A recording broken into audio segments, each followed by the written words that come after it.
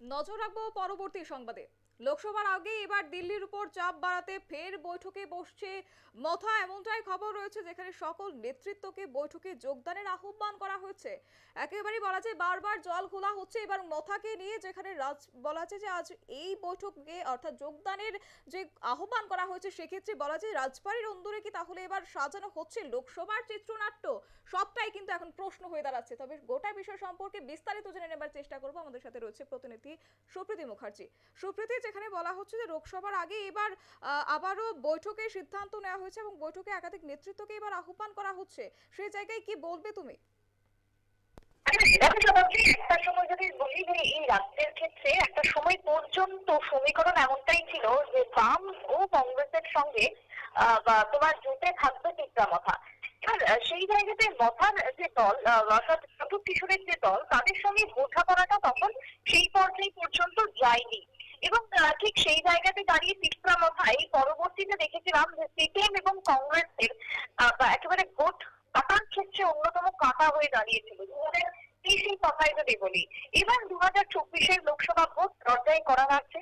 আর এই লোকসভা ভোটকে সামনে রেখে এবার কংগ্রেস, যে খবর আমরা কিছুক্ষণ আগেই দেখাচ্ছিলাম, গতকাল থেকে আমরা দেখাতে শুরু করেছি, যেখানে কংগ্রেসের সঙ্গে মথার বৈঠক গতকালকে রাত্রিবেলায় মথার নেতৃত্বদের সঙ্গে কংগ্রেসের নেতৃত্বদের বৈঠক হয়। এবং ভোটকে কেন্দ্র করে, আসন সমঝোতাকে কেন্দ্র করে যে এই বৈঠক হয়েছে তার বলার অপেক্ষা রাখে না। তবে সেই জায়গাতে মথার কি স্ট্যান্ড সেই সম্পর্কে আমরা জানতে পারি যে তারা সাংবিধানিক যে সমাধান, তাদের যে দাবি রয়েছে সেই দাবিতে এখনো অনড় রয়েছে। কিন্তু কতদিন, বরফ কি আদৌ বলবে না একই জায়গাতে থাকবে, এই প্রশ্ন রাজনৈতিক মহল এখন ছড়ে দিচ্ছে। সেই জায়গাতে দাঁড়িয়ে কিছুক্ষণ আগেই বলা যায় যে আগের ঠিক তোমার 12টা থেকে 2টোর মধ্যে মথার পক্ষ থেকে একটি বিজ্ঞপ্তি প্রকাশ করা হলো পিতামাতা দলের পক্ষ থেকে। এবং সেই বিজ্ঞপ্তিতে জারি করা হয়েছে যে আগামীকাল অর্থাৎ রবিবার তারা একটি গুরুত্বপূর্ণ বৈঠক ডেকেছে এবং সেই বৈঠকটি অনুষ্ঠিত হবে তোমার রাজন্দরে। বৈঠকটি উপস্থিত থাকবেন, যেখানে বিজ্ঞপ্তি অনুযায়ী বলা হয়েছে যে চিত্রামাথার সকল নেতৃত্বরা, সেই জায়গাতে তোমার ওয়ার্কিং কমিটির মেম্বাররা থাকবেন।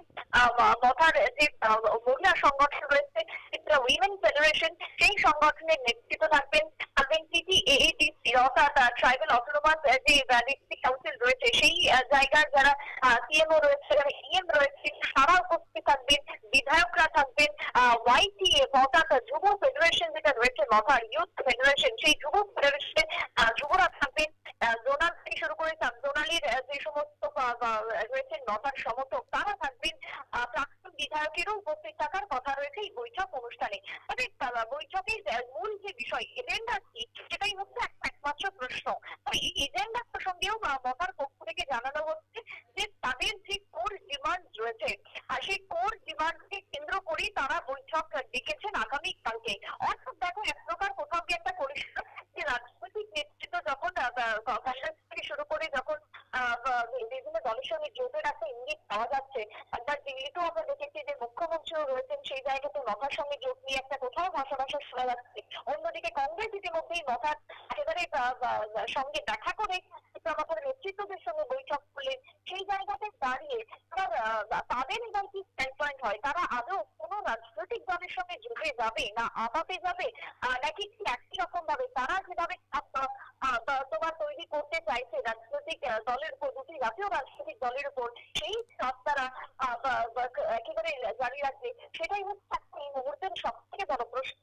তবে দেখো কি হয়, সমীকরণ কোন দিকে যায় বা রাজনৈতিক দল ঠিক কোন দিকে গড়ায়, সেটা কিন্তু এই মুহূর্তে লক্ষণীয়। আমরা দেখেছিলাম বিধানসভার কথাই যদি বলি, সেই জায়গাতে বিধানসভা ভোটে বিজেপি আমরা দেখেছিলাম সংখ্যাগরিষ্ঠতা, যেখানে 32টি আসনে তারা দ্বিতীয়বারের জন্য ক্ষমতায় বসে। অন্যদিকে তোমার টিকরামথা, তাদেরও আসন সংখ্যা আমরা দেখেছিলাম সেই ক্ষেত্রে 13টি আসন তারা পায়। তাই সবকিছুকে মিলিয়ে এবার টিকরামথার দল আরো একবার লোকসভা ভোটের আগে একটা বড় ফ্যাক্টর হতে চলেছে।